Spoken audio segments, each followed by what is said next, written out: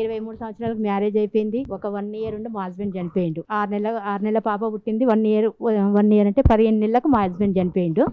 చనిపోయినాక మళ్ళీ అమ్మ వాళ్ళ ఇంటికే వచ్చేసినాము. పాపని వాళ్ళు ఇచ్చేయమన్నారు.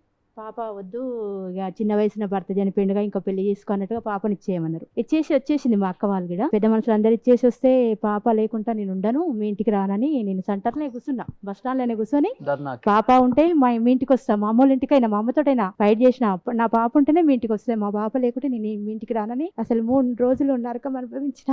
అసలు నా పాప వచ్చిందాక నేను ఇంటికి వెళ్ళలేదు.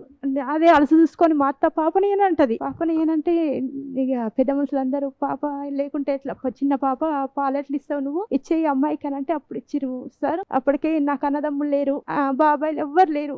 నాన్నకు 2 అమ్మాయిలమే, మేమిద్దరమే. అక్క పెళ్లి చేసుకొని వెళ్ళిపోయింది. నాయనకు నా పెళ్లి కాగానే పేరాల్సి వచ్చింది. ఇక అమ్మ అంత తెలియలేదు. ఇంకా నేను ఇంటికి రానమ్మా అంటే ఇక పాపని తీసుకొచ్చిందాక బస్ స్టాండ్ లోనే కూర్చున్నా, ఇంటికి వెళ్ళానని. పాపని తీసుకొచ్చినాక ఇంటికి వెళ్ళిన. ఇంకా అక్కడికి వెళ్ళి ఇంకా నా జీవితం. ఎంత పాప వయసు? ఇప్పుడు డిగ్రీ 2nd ఇయర్. గ్రేట్ అమ్మా. నేను అన్నా, ఎంతో మంది పెళ్లి చేసుకో అన్నారు నన్ను, చాలా మంది అడిగారు.